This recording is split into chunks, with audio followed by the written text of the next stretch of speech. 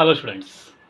In my previous lecture we have seen the band theory of solids और उसमें हम लोगों ने देखा था कि मेटल, नॉन मेटल और सेमीकंडक्टर्स में एक्चुअली वैलेंस बैंड और कंडक्शन बैंड होते क्या हैं, इलेक्ट्रॉन कैसे जंप करता है, किधर इलेक्ट्रॉन की जंपिंग पॉसिबल नहीं है, वो हम लोग ने सब देखा था। ठीक है, तो मुझे लगता है शायद आपको वो वीडियो पसंद आया होगा, आपने लाइक भी किया होगा और ज़रूर ज़रूर ज़रूर शेयर कीजिए और सब्सक्राइब कीजिए। ठीक है, तो चलो आज मैं अभी आपका लेक्चर जो सॉलिड स्टेट का है, ये लास्ट लेक्चर है।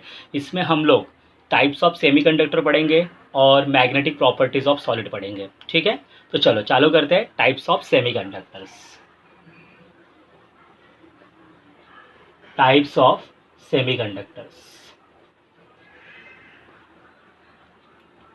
ओके, तो हमेशा याद रखिए सेमीकंडक्टर्स नॉर्मली हम लोग दो जनरली यूज़ करते हैं।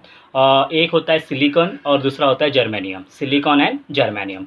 तो नॉर्मली क्या होता है, सेमीकंडक्टर्स के नॉर्मली दो बेसिक टाइप होते हैं, दो बेसिक्स टाइप। तो उसमें से जो फर्स्ट होता है वो इंट्रिंसिक सेमीकंडक्टर होता है। Intrinsic semiconductor, intrinsic semiconductor. Okay, ये क्या होता है, नॉर्मली आपने अगर सिलिकॉन क्रिस्टल लिया, ओके, और उसको थोड़ा सा इलेक्ट्रिक फील्ड अप्लाई कर दिया तो उसमें के जो भी इलेक्ट्रॉन्स रहेंगे वो मूवमेंट करने लगेंगे, लेकिन उनकी मूवमेंट बहुत बहुत स्लो होगी, बहुत स्लो होगी। लेकिन उसमें से इलेक्ट्रिसिटी बहेगी, लेकिन वो फाइनाइट बहेगी। कैसी बहेगी? फाइनाइट, मतलब बहुत कम बहेगी, लो बहेगी।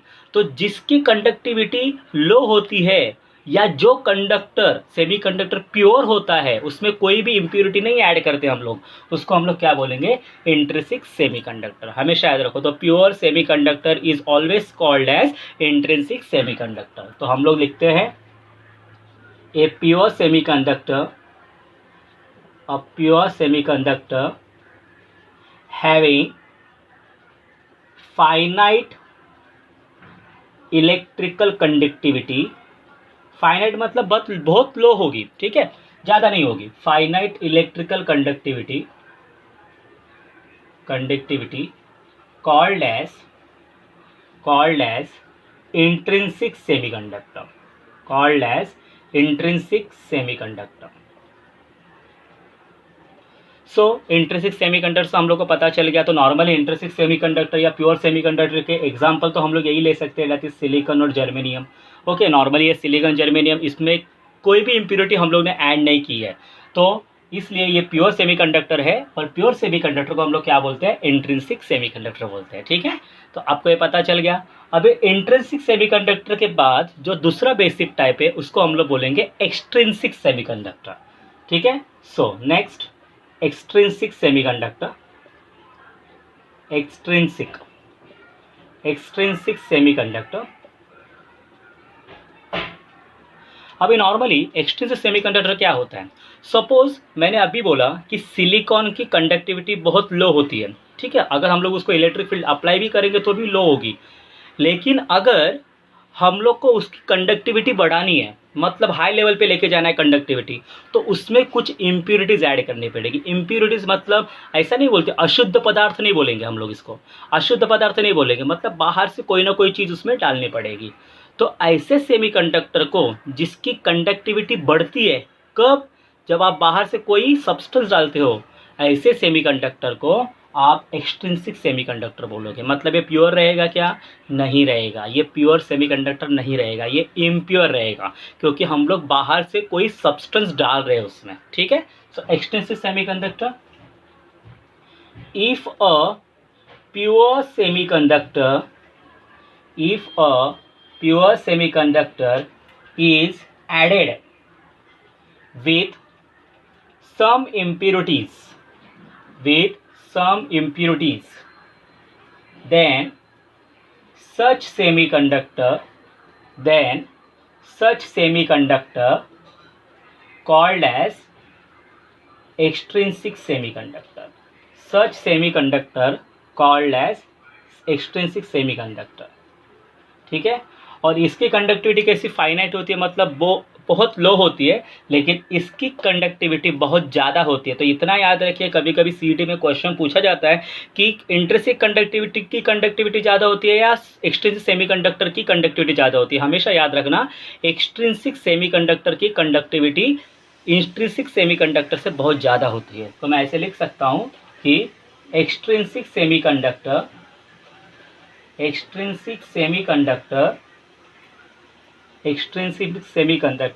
हैज़ हायर कंडक्टिविटी, इलेक्ट्रिकल लिखूंगा, हायर इलेक्ट्रिकल कंडक्टिविटी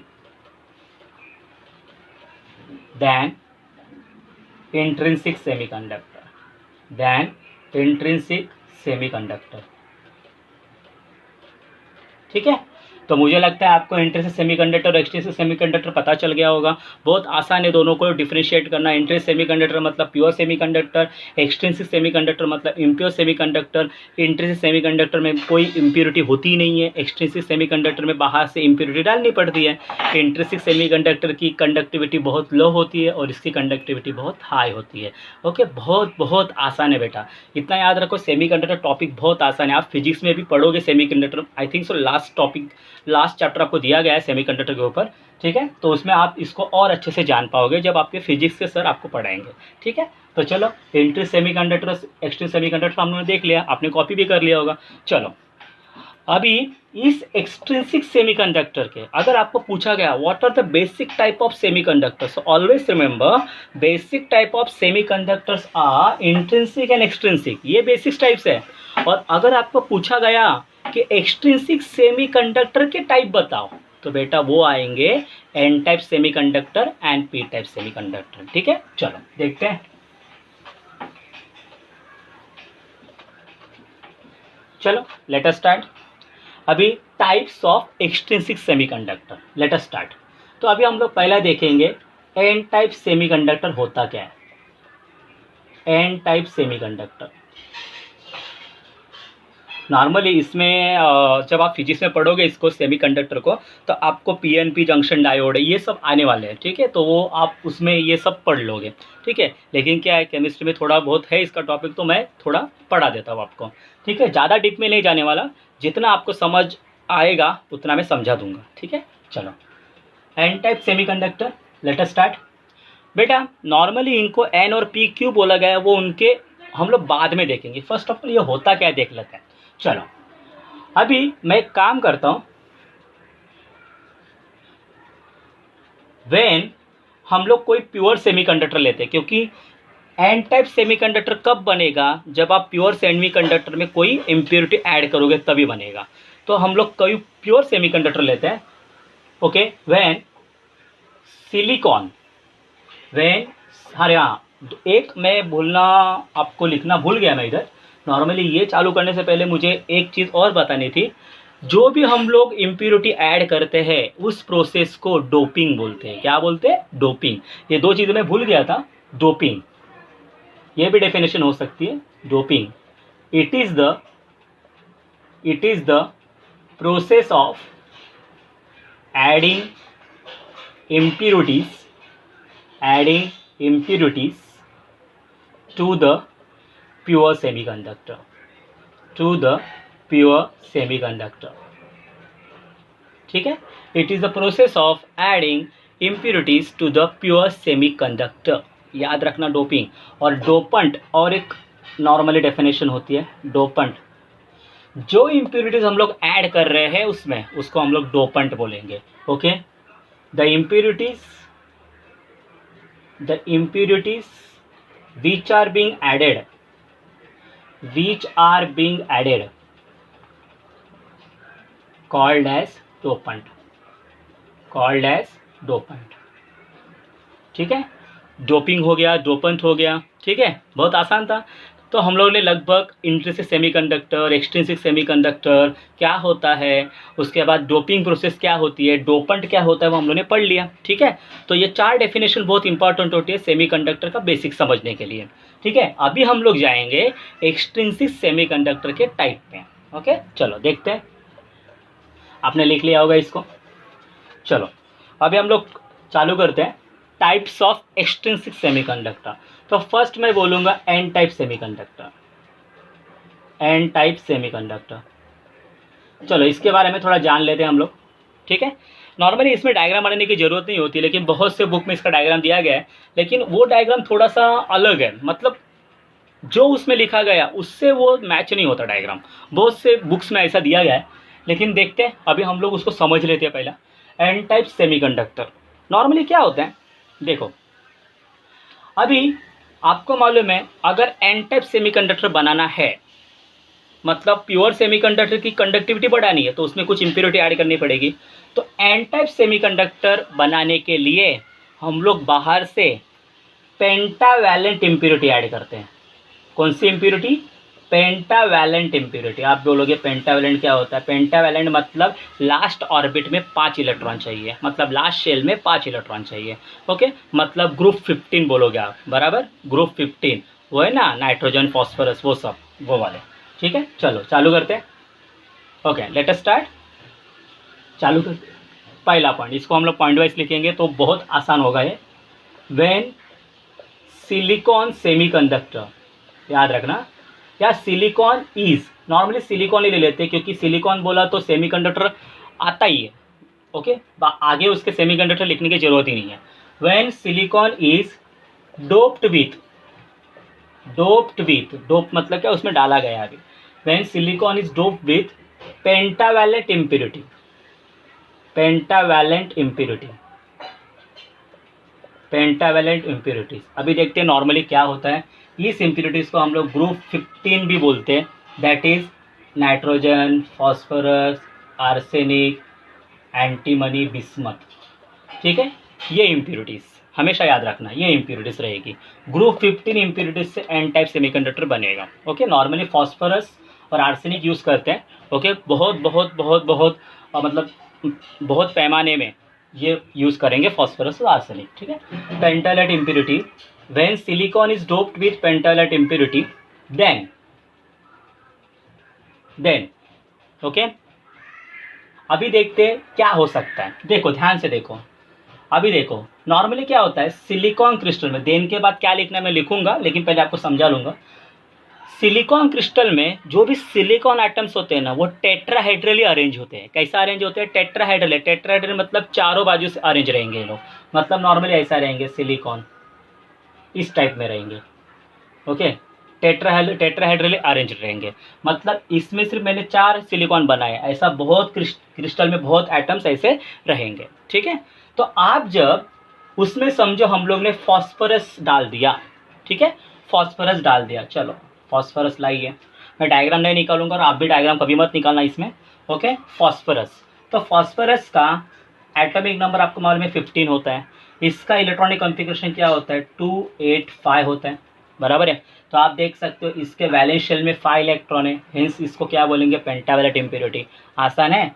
तो जब आप फॉस्फोरस इसके अंदर डालोगे तो फॉस्फोरस के 4 इलेक्ट्रॉन, क्योंकि सिलिकॉन ये टेट्रावैलेंट होता है, बराबर, और इधर भी आप देख सकते हो नॉर्मली टेट्राहेड्रली अरेंज्ड है ये, तो 4 इलेक्ट्रॉन 1 2 3 4 5, एक्चुअली 5 इलेक्ट्रॉन रहते हैं आउटर मोस्ट ऑर्बिट में, लेकिन इस 5 इलेक्ट्रॉन में से कितने इलेक्ट्रॉन्स यूज हो सकते हैं बॉन्ड बनाने के लिए? सिर्फ 4। Why? Because silicon is tetrahedrally arrange, और दूसरा कारण होता है सिलिकॉन इज टेट्रावैलेंट, मतलब सिलिकॉन की वैलेंसी 4 होती है। तो समझो ये जो इलेक्ट्रॉन है इन्होंने 4 सिलिकॉन से बॉन्ड बना दिया, समझ लेना, 4 सिलिकॉन से बॉन्ड बना दिया। तो मुझे बताइए एक इलेक्ट्रॉन बचा कि नहीं?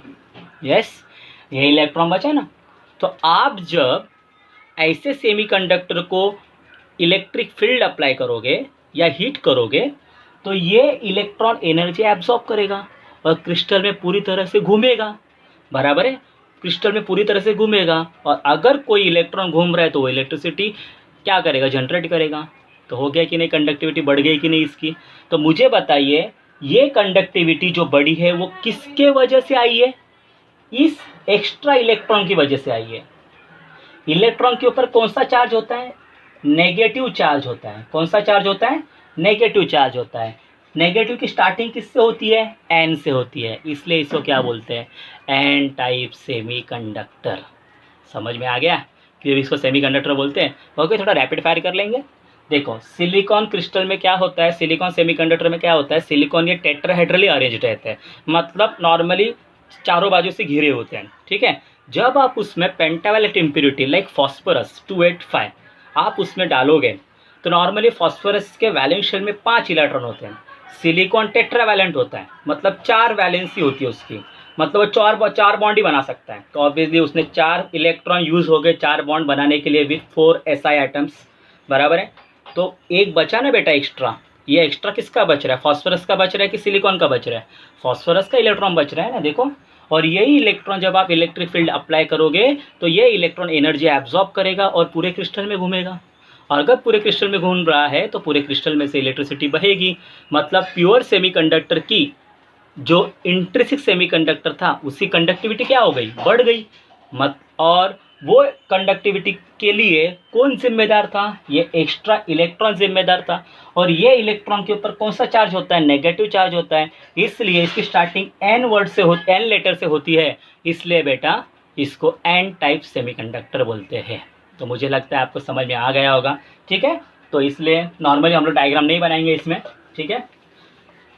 चलो, तो क्या लिखा है देखो, when silicon is dope with pentavalent impurity then such as लिख सकते हैं, such as phosphorus, then 4 electrons of phosphorus 4 electrons of phosphorus are utilized for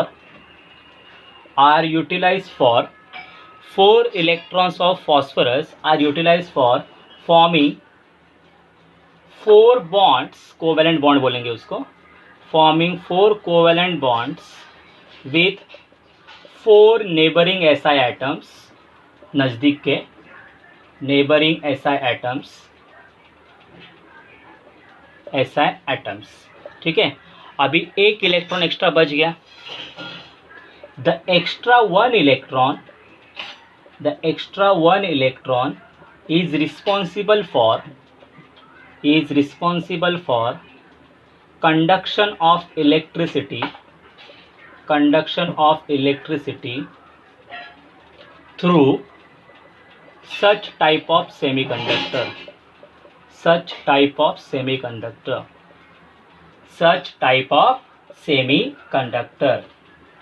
since conductivity is due to negatively charged electron, याद रखना ये negatively charged electrons, hence such semiconductor called as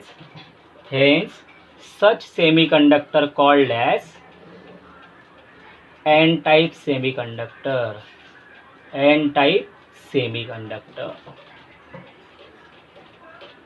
ठीक है। बहुत आसान था, क्यों इसको एन टाइप सेमीकंडक्टर बोलते हैं, कौन सी इम्प्योरिटीज हम लोग ऐड करते हैं। और नॉर्मली बेटा ये क्वेश्चन बहुत बार पूछा जा चुका है, नॉर्मली सीईटी में तो बहुत बार पूछते हैं, जेई में पूछ लिया था, जेई में नॉर्मली इसमें डिप में पूछा गया था कि इनका वैलेंस बैंड कंडक्शन बैंड में क्या हो सकता है। उसके बाद अभी आप देख सकते हो नेट में भी इसका क्वेश्चन पूछा जा सकता है। हमारी एक एग्ज़ाम होती है नेट सेट एग्ज़ाम, उसमें भी इसके बारे में क्वेश्चन हमेशा पूछते हैं, ठीक है। तो ये बहुत इंपॉर्टेंट क्वेश्चन है, तो आप इसको आराम से पहले कॉपी कर लीजिए, उसके बाद हम लोग आगे बढ़ते हैं। एन टाइप सेमीकंडक्टर तो हो गया, अभी हम लोग पी टाइप सेमीकंडक्टर देखेंगे, ठीक है। 10 सेकंड देता हूँ, उसके बाद हम लोग चालू करेंगे फिर से।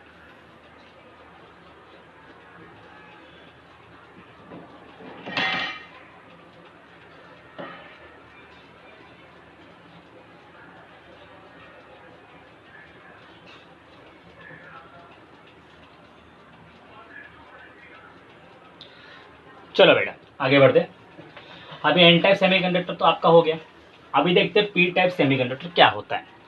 तो आपको पता चल गया होगा कि एन स्टैंड्स फॉर नेगेटिव, तो P stand for what, positive. लेकिन वो पॉजिटिव चार्ज एक्चुअली होता नहीं है, याद रखना, वो ऐसे ही बोला गया है वैसा। चलो चालू करते हैं।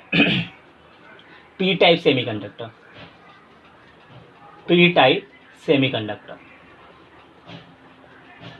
चलो इसके बारे में लिखते हैं हम लोग। जो भी सेमीकंडक्टर लेंगे सिलिकॉन ही लेंगे, ठीक है, नॉर्मली सिलिकॉन ही लेते हैं। When silicon is doped with, उसमें हम लोग ने पेंटावैलेंट इम्प्योरिटी ऐड की थी, इसमें हम लोग कौन सी इम्प्योरिटी ऐड करेंगे, ट्राइवैलेंट का मतलब क्या होता है, जिसके वैलेंस शेल में 3 इलेक्ट्रॉन्स रहेंगे, ठीक है। When silicon is doped with trivalent impurity, trivalent impurities मतलब कौन सा है, group 13, that is boron, aluminium, gallium, indium etcetera, कुछ भी, group 13 boron, aluminium, gallium, indium, कुछ भी, ठीक है। Impurities, trivalent impurities, for example हम लोग लेते हैं बोरॉन, फॉर एग्जांपल हम लोग लेते हैं boron.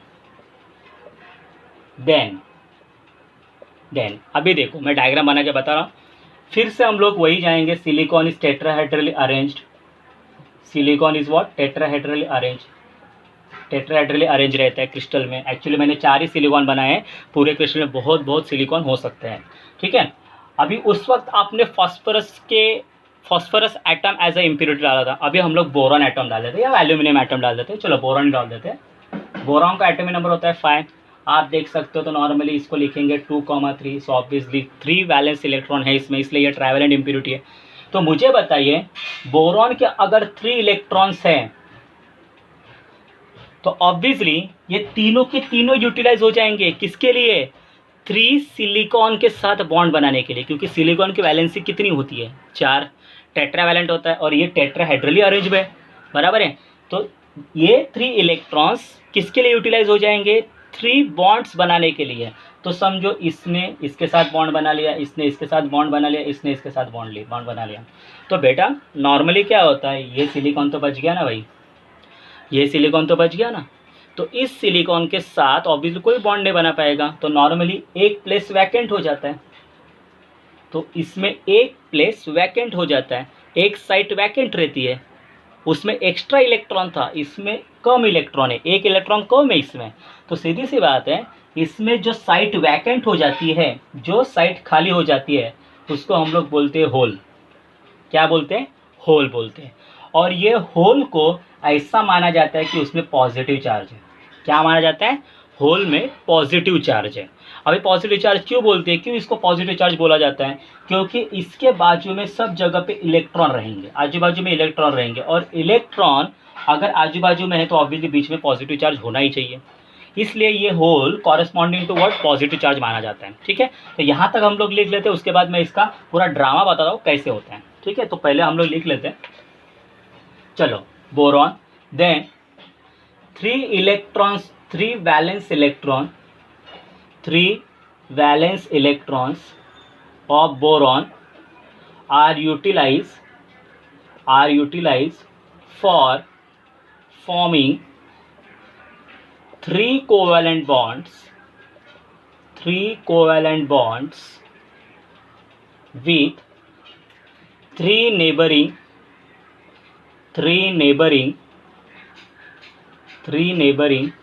silicon atoms, and fourth site remains vacant. Such site is called as hole. Such site is called as hole, and this hole is corresponds to positive charge, क्योंकि इसके बाजू में electron रहते ही है, positive charge, okay, corresponds to positive charge. तो जितना मैंने आपको एक्सप्लेन किया, अभी तो मैंने बताया नहीं कंडक्शन कैसा होता है इसमें, तो इतने मैंने आपको बताया कि वो होल कैसे क्रिएट होता है और उसको पॉजिटिव चार्ज क्यों माना जाता है, क्योंकि आजू बाजू में इलेक्ट्रॉन रहेंगे। चलो अभी आपने इतना लिख लिया होगा, जैसे जैसे आप वीडियो देखते जाते हो वैसे वैसे कॉपी डाउन करते रहिए, ठीक है। चलो अभी हम लोग क्या करेंगे, इसका कंडक्शन देखेंगे क्यों होता है।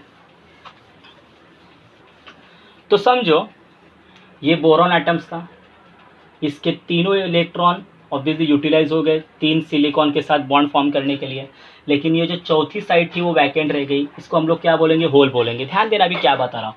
तो इसके बाजू में कोई ना कोई इलेक्ट्रॉन रहेगा, तो ये इलेक्ट्रॉन ऑब्वियसली ये हो, इसके बाजू में इलेक्ट्रॉन है मतलब ये पॉजिटिव चार्ज पे रहेगा, क्योंकि इलेक्ट्रॉन के बाजू में इलेक्ट्रॉन नेगेटिवली चार्ज, तो उसके बाजू में पॉजिटिव चार्ज होना ही चाहिए, तो ही इलेक्ट्रिकल न्यूट्रलिटी बनी रहेगी ना, नहीं तो इलेक्ट्रिकल न्यूट्रलिटी नहीं बनती, ठीक है।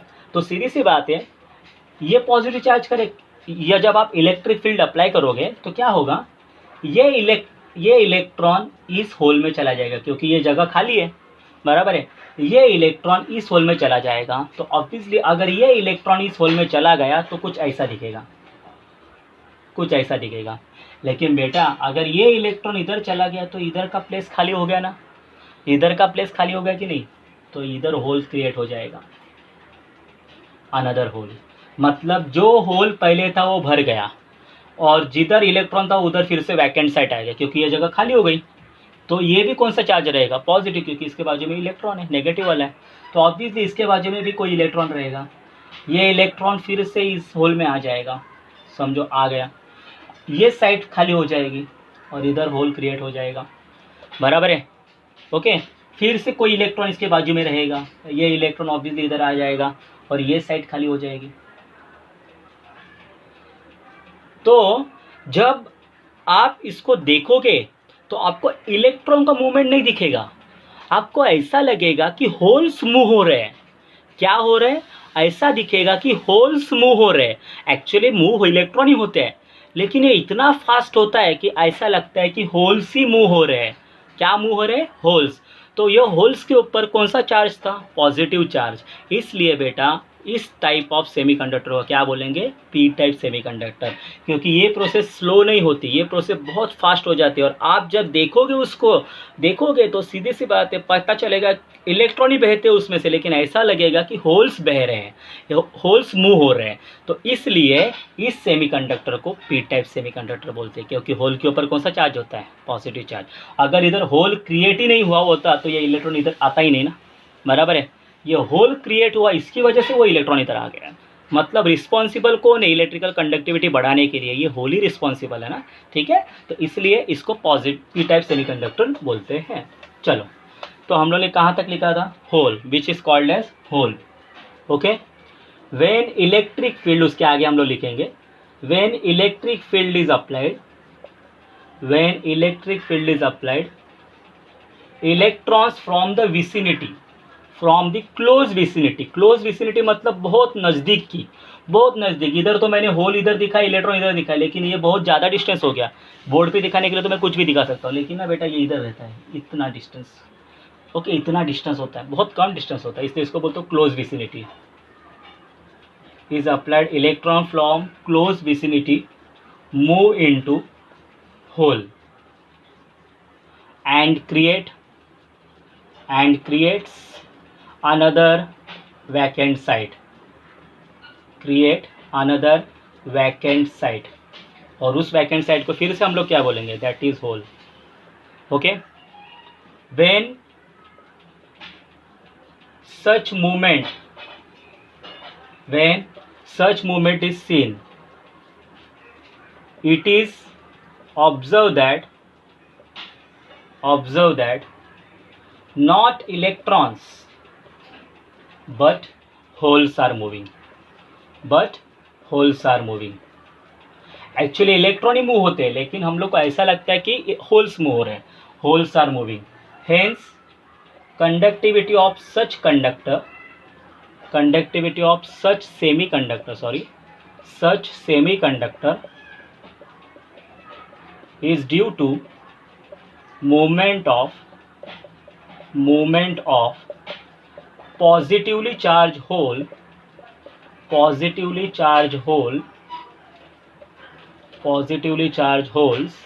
hence called p-type semiconductor।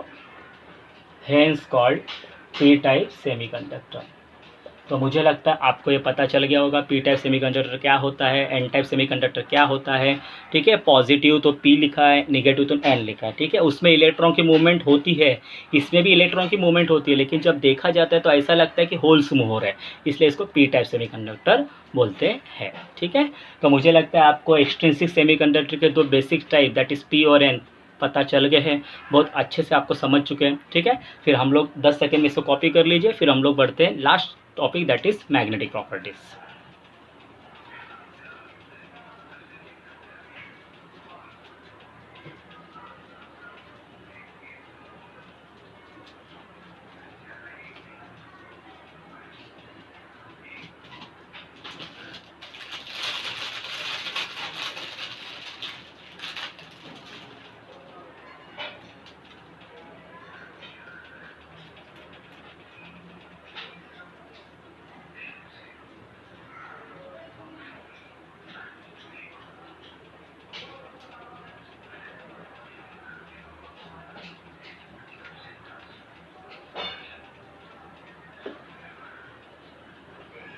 चलो बेटा, हो गया।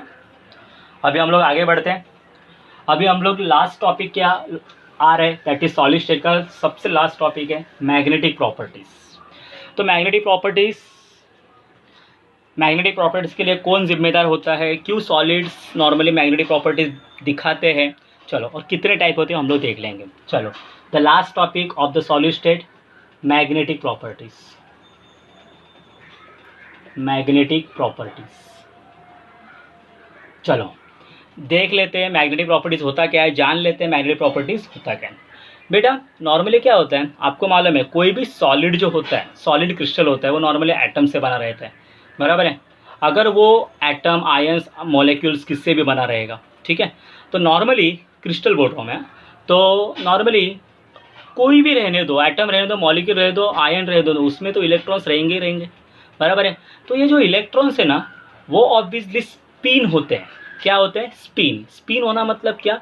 खुद के अराउंड घूमना, बराबर है। आपको मालूम है ना, जो अर्थ है वो सन के अराउंड घूमती है, अपने को मालूम है, हम लोग को मालूम है, लेकिन वो खुद के अराउंड भी घूमती है, इतना याद रखो। तो उसको हम लोग स्पिनिंग मोशन बोलते हैं। तो नॉर्मली इलेक्ट्रॉन क्या करता है, अपने आप के एक्सिस पे, मतलब उसका ओन एक्सिस रहता है, मतलब ये समझो एक्सिस है, और इलेक्ट्रॉन ऐसा घूमता रहेगा, ऐसा ऐसा घूमता रहेगा।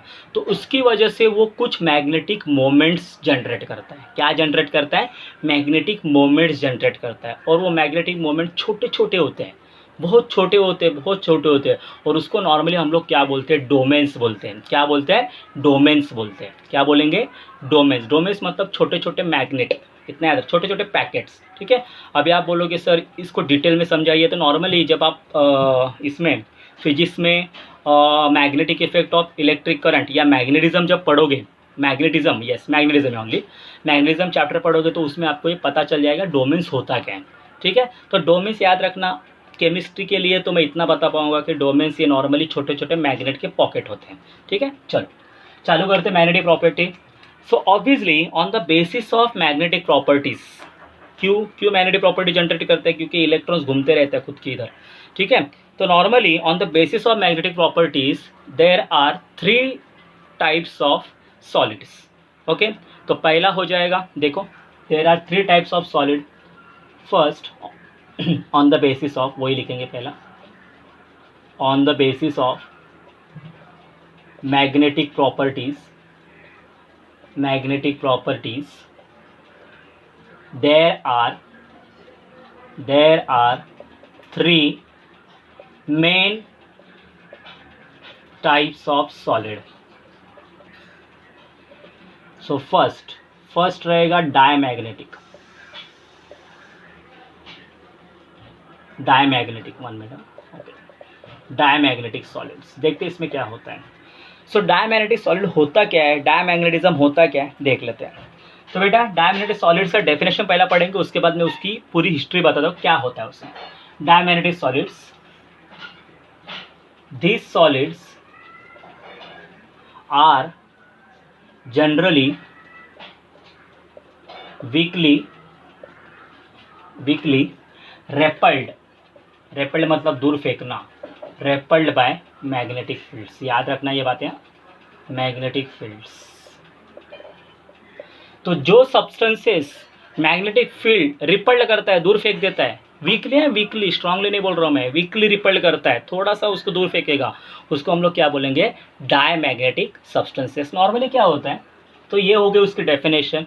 तो उस डेफिनेशन को हम लोग को ए पार्ट बोलते हैं। बी पार्ट, मैग्नेटिक फील्ड ऐसी क्यों करता है, देखते हैं। सो these solids are generally नहीं बोल सकते लेकिन लिख देता हूँ, are generally with paired electrons, मतलब इसमें जो भी इलेक्ट्रॉन्स रहेंगे वो पेयर्ड रहेंगे। तो अभी देखो, अगर मैंने पी ऑर्बिटल ले ली किसी भी सॉलिड की, समझो डायमैग्नेटिक सॉलिड है, उसकी मैंने पी ऑर्बिटल ले ली। पी ऑर्बिटल आपको मालूम है उसमें 3 बॉक्सेस होते हैं, ठीक है। तो हर एक बॉक्स में आपको मालूम है 2 इलेक्ट्रॉन रह सकते हैं। तो आप क्या बोल सकते हो? This solids are generally with paired electrons. Paired electron मतलब जोड़ी तो रहने वाली है। तो मुझे पता है इधर जोड़ी बन गई, इधर जोड़ी बन गई, इधर जोड़ी बन गई। तो जब आप इसको मैग्नेटिक फील्ड, समझो ये मैग्नेटिक फील्ड है, इसके पास लाओगे तो सीधी सी बात है, इसका पेट भर चुका है, इसको किसी इलेक्ट्रॉन की जरूरत नहीं है ना, क्योंकि सब भर चुका है, ये पेट भर चुका है ये। तो ऑब्वियसली जब ये इसके पास जाएगा, मैग्नेटिक फील्ड क्या करेगी, उसको रिपल्ड कर देगी, जा भाई तू इधर से, ओके, क्योंकि इसका पेट भर चुका है, याद रखना। तो ऐसे सॉलिड्स को हम लोग क्या बोलेंगे, डायमैग्नेटिक सॉलिड्स। अभी नॉर्मली क्या होता है, केमिस्ट्री में इतना डिटेल में हम लोग नहीं जा सकते, क्योंकि ये जो पार्ट है ये फिजिक्स का पार्ट है, ठीक है। ये डोमेन्स क्या होते हैं, ऑब्वियसली ये सब रिस्पॉन्स ये नॉर्मली ऐसे नहीं घूमते, रैंडमली घूमते रहते हैं। जब आप मैग्नेटिक फील्ड अप्लाई करोगे ना, तब उनको डायरेक्शन मिलता है, ओके। ये सब बातें अगर बताने जाएंगे तो ऑब्वियसली मैं फिजिक्स में चला जाऊँगा, बट मैं फिजिक्स नहीं पढ़ाता हूँ। तो नॉर्मली तो इतना याद रखो, अगर मैंने पी ऑर्बिटल ली तो ऑब्वियसली उसमें इलेक्ट्रॉन समझो सब पेयर्ड है। तो ये जब आप इसके पास लाओगे मैग्नेटिक फील्ड के पास, ये क्या बोलेगा, भाई तेरा पेट भर चुका है, तो निकल। समझा, इतना इतना आसान होता है ये। तो ये रिपल्ड किया जाता है, वीकली रिपल्ड, दूर फेंकता है, ठीक है, वीकली रिपल्ड। क्यों, क्योंकि इसमें पेयर्ड इलेक्ट्रॉन्स होते हैं, ठीक है। इतना केमिस्ट्री में, इतना आपको इसके बारे में मालूम होना चाहिए, ठीक है। चलो, और नॉर्मली इसके जो एग्जाम्पल होंगे वो बहुत अच्छे दिए, that is sodium chloride example है, वाटर भी एग्जाम्पल है। सो ऑलवेज रिमेंबर, कभी कभी सीडी पूछा भी गया है कि water is an example of dash substances, तो ऑब्वियसली याद रखना डायमैग्नेटिक सब्सटेंसेस का होता है, ठीक है। चलो आगे बढ़ते। सो डायमैग्नेटिक सॉलिड हो गया, आगे बढ़ेंगे। डायमैग्नेटिक के बाद दूसरा आता है पैरामैग्नेटिक सॉलिड्स। पैरामैग्नेटिक सॉलिड्स, इसमें हम लोग ए पार्ट लिखते हैं। मुझे बताइए, वो रिपल्ड होता है, ये क्या होगा, अट्रैक्ट होगा। रिपल्शन का ऑपोजिट क्या होता है, अट्रैक्शन होता है ना, ठीक है। सो देखते हैं, these solids are weakly, sorry कभी कभी स्पेलिंग रॉन्ग हो जाती है, weakly attracted by magnetic field, ठीक है। तो ये जो रहते हैं वो नॉर्मली वीकली अट्रैक्ट होते हैं मैग्नेटिक फील्ड में। तो अगर ये अट्रैक्ट हो रहे हैं, मतलब इनका पेट भरा नहीं है, मतलब इसमें पेयर्ड इलेक्ट्रॉन होने ही चाहिए, नहीं चाहिए इसमें अनपेयर्ड इलेक्ट्रॉन। हाँ, कुछ पेयर्ड इलेक्ट्रॉन हो सकते हैं, लेकिन ज़्यादा अनपेयर्ड इलेक्ट्रॉन होना चाहिए, ठीक है। तो B part, these solids generally possess unpaired electrons, याद रखना। तो डायमैग्नेटिक्स में क्या होता है, डायमैग्नेटिज्म में क्या होता है बेटा, पेयर्ड इलेक्ट्रॉन रहते हैं, इसमें क्या रहेगा, अनपेयर्ड। चलो एक बार फिर से हम लोग पी ऑर्बिटल ले लेते हैं। इसमें हम लोग देखते हैं 3 बॉक्स होता है, हर बॉक्स में 2 इलेक्ट्रॉन होते हैं। तो हम लोग मान के चलते हैं इस बॉक्स में 2 इलेक्ट्रॉन है और इसमें एक इलेक्ट्रॉन है। तो ऑब्वियसली जब आप, ये मैग्नेटिक फील्ड है, जब आप ऐसे सब्सटेंस को, ऐसे सॉलिड को इसके पास लेके जाओगे मैग्नेटिक फील्ड के पास, तो इन दोनों का पेट तो भरा नहीं है, तो ये क्या बोलेगा, भाई तू इधर आ, तेरा पेट भर देता हूँ मैं, खाना खिलाएगा ना इसको। तो ये क्या करेगा, इधर जाएगा और वीकली अट्रैक्ट होगा उसके तरफ, क्योंकि ये प्लेस बाकी है ना भाई, ये प्लेस बाकी है, ये इलेक्ट्रॉन भरना बाकी है। तो ये जो मैग्नेटिक फील्ड है वो ऑब्वियसली उनको अलाइन करेगी एक डायरेक्शन में।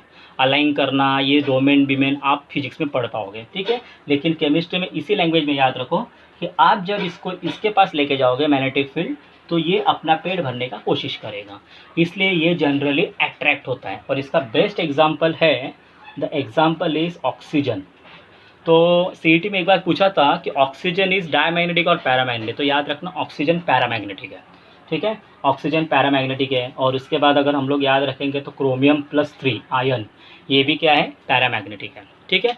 अब ये पैरामैग्नेटिक है, डायमैग्नेटिक कैसे पहचानते हैं, तो उसके लिए कुछ शॉर्ट ट्रिक्स है। लेकिन जब मैं आपको डी ब्लॉक एलिमेंट पढ़ाऊँगा, डी ब्लॉक एलिमेंट्स क्रोमियम और ऑक्सीजन के बारे में, ऑक्सीजन के बारे में मैं पी ब्लॉक एलिमेंट पढ़ाऊँगा और क्रोमियम के बारे में मैं आपको डी ब्लॉक एलिमेंट में पढ़ाऊँगा, ठीक है। तब आपको पता चल जाएगा, अभी उसकी कोई ज़रूरत नहीं है, ठीक है। तो मालूम पड़ गया आपको दूसरा टाइप। देखते हैं तीसरा टाइप क्या होता है।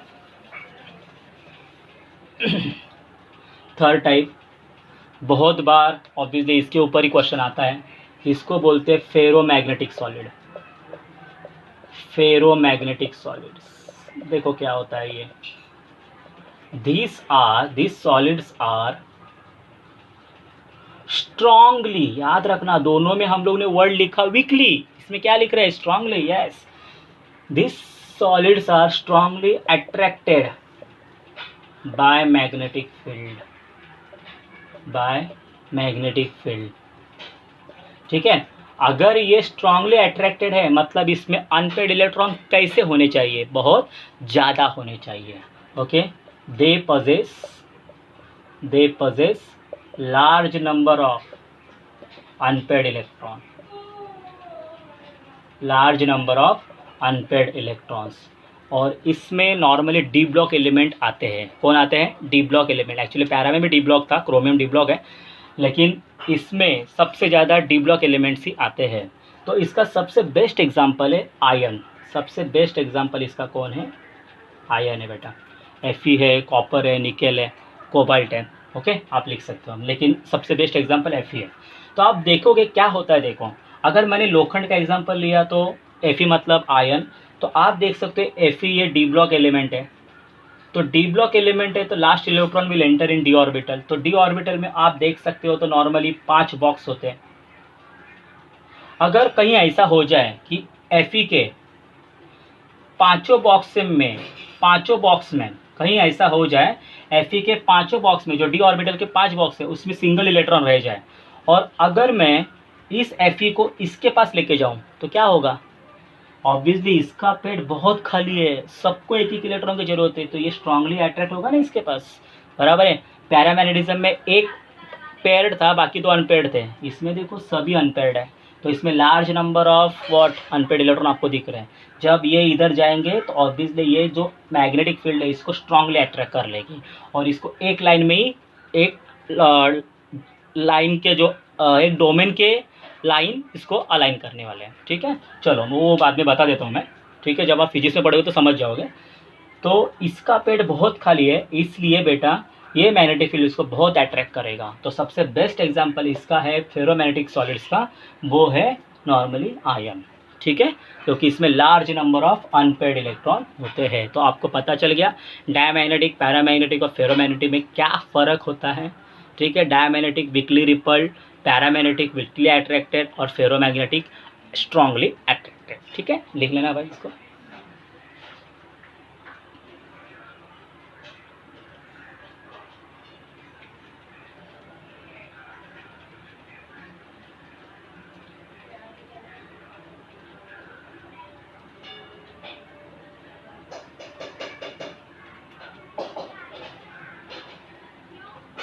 चलो, अभी आप देख सकते हो कि बोर्ड के सिलेबस में नॉर्मली आपका जो न्यू सिलेबस है उसमें सिर्फ यहाँ तक ही दिया है, लेकिन जब आप जेई नीट में जाओगे तो नॉर्मली आपको थोड़े और सब्सटेंसेस और मैग्नेटिक प्रॉपर्टीज़ पढ़ने को मिलेगा, तो वो भी पढ़ा देता हूँ। 2 प्रॉपर्टीज़ बाकी है और। चलो, लेकिन याद रखना ये जो अभी लिखूँगा 4th एंड 5th वो आपके सिलेबस में नहीं है, सिर्फ जेई में या नीट में पढ़ाया जाता है, इसलिए मैं पढ़ा दे रहा हूँ। ठीक है, 4th हम लोग बोल सकते हैं एंटी फेरोमैग्नेटिक। एंटी फेरोमैग्नेटिक, देखो एंटी फेरोमैग्नेटिक इसको समझना जरूरी है, इसमें बारे में कुछ लिखना नहीं है। एंटी फेरोमैग्नेटिक क्या होता है? तो नॉर्मली बेटा मुझे बताइए फेरोमैग्नेटिक, अभी मैं आपको डोमेन के बारे में बताता हूँ। नॉर्मली क्या होता है, कोई भी इलेक्ट्रॉन जब घूमता है तो वो अपने आजू बाजू में अपने अराउंड कुछ मैग्नेटिक फील्ड तैयार करता है, उसको मैं मैग्नेटिक पॉकेट बोलता हूँ, और उसको ही फिजिक्स के लैंग्वेज में क्या बोलते हैं? डोमेन बोलते हैं। क्या बोलते हैं? डोमेन बोलते हैं।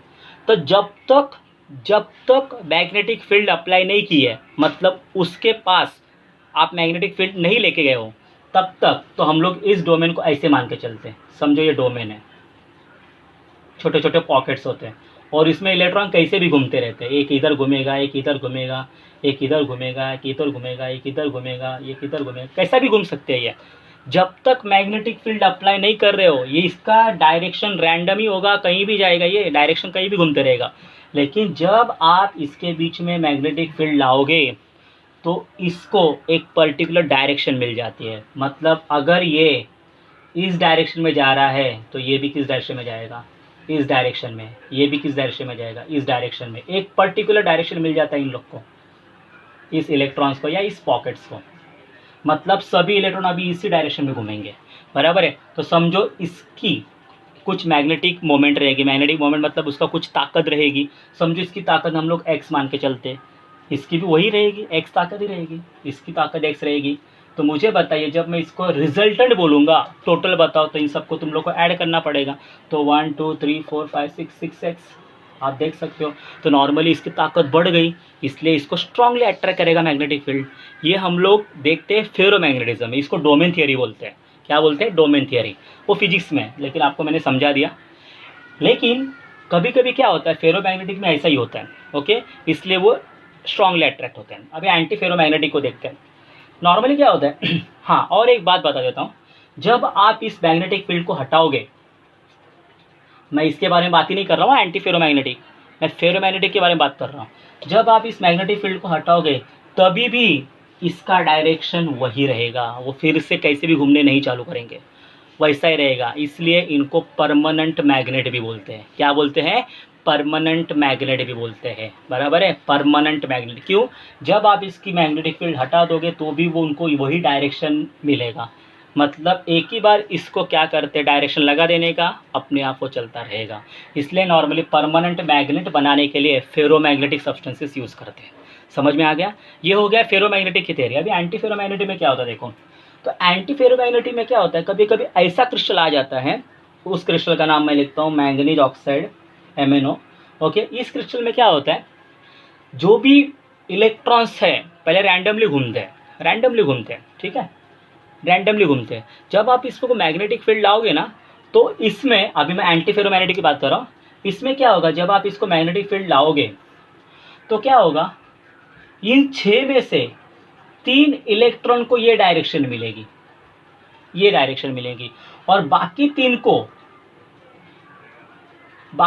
को ये डायरेक्शन मिलेगी, ये वाली एग्जैक्टली अपोजिट डायरेक्शन मिलेगी। तो मुझे बताइए, अगर मैंने इनको x माना है तो इनको क्या मानूं, -x ही मानना पड़ेगा ना मेरे को, बराबर है। तो इनका टोटल कीजिए 3x और इनका टोटल कीजिए -3x, टोटल क्या हो गई, 0 हो गया। तो इसका रिजल्टेंट मैग्नेटिक मोमेंट क्या होता है, 0 होता है। समझ में आ गया? तो ऐसे सब्सटेंसेस जिसमें रिजल्टेंट मैग्नेटिक मोमेंट 0 होता है उसको एंटी फेरोमैग्नेटिक बोलते हैं। क्यों एंटी बोलते हैं? क्योंकि जो डायरेक्शन इन तीनों को मिला उसका ऑपोजिट डायरेक्शन एंटी, मतलब एंटी डायरेक्शन इनको मिला है। तो सबसे बेस्ट क्रिस्टल है that is MnO, okay, manganese oxide. Okay, तो मुझे लगता है आपको समझ में आ गया एंटी फेरोमैग्नेटिक सब्सटेंसेस क्या होता है। तो मैं इसमें लिख सकता हूँ, ज़्यादा लिखने की जरूरत नहीं, ये JEE नीट का पार्ट होता है नॉर्मली। इसमें जो रिजल्टेंट मैग्नेटिक मोमेंट रहेगा, रिजल्टेंट मैग्नेटिक मोमेंट, ये मैग्नेटिक मोमेंट भी आपको निकलना आना चाहिए, ये भी डी ब्लॉक में हम लोग पढ़ेंगे। Resultant magnetic moment for such magnet, such solid, sorry anti ferromagnetic solid लिखेंगे, सच सॉलिड इज 0। ठीक है, चलो अभी लास्ट पार्ट, 5वां। एंटी फेरो के बाद फेरी मैग्नेटिक सब्सटेंस का एग्जांपल लेंगे। फेरी मैग्नेटिक, ऑब्वियसली ये दोनों सिलेबस में नहीं है, लेकिन JEE नीट के पार्ट में आ जाता है, इसलिए फेरी मैग्नेटिक मतलब बता दे रहा हूँ, फेरी मैग्नेटिक सॉलिड्स। ओके, अभी इसमें देखते हैं क्या होता है। फिर से हम लोग 6 पॉकेट लेंगे, 6 पॉकेट लेंगे। जब आप इसको फेरी मैग्नेटिक सब्सटेंस में क्या होता है, सबसे बेस्ट एग्जांपल इसका Fe3O4 है। Okay, this is the best example. Okay, तो नॉर्मली क्या होता है, जब आप फेरी मैग्नेटिक सॉलिड्स में जाओगे, जब आप इनको मैग्नेटिक फील्ड अप्लाई करोगे, एंटी फेरो में क्या होता था, इक्वल नंबर इधर भी 3 इस डायरेक्शन में जा रहे थे और इधर भी 3 इस डायरेक्शन में जा रहे थे, मतलब इक्वल नंबर था। इसमें क्या होता है फेरी मैग्नेटिक में, इसमें क्या होता है, 4 समझो, 4 मान, ज़्यादा मैग्नेट या ज़्यादा डोमेन इस डायरेक्शन में जाएंगे और बाकी के 2 डायरेक्शन इसमें जाएंगे, बराबर है। फेरी मैग्नेटिक सॉलिड, समझ में आया?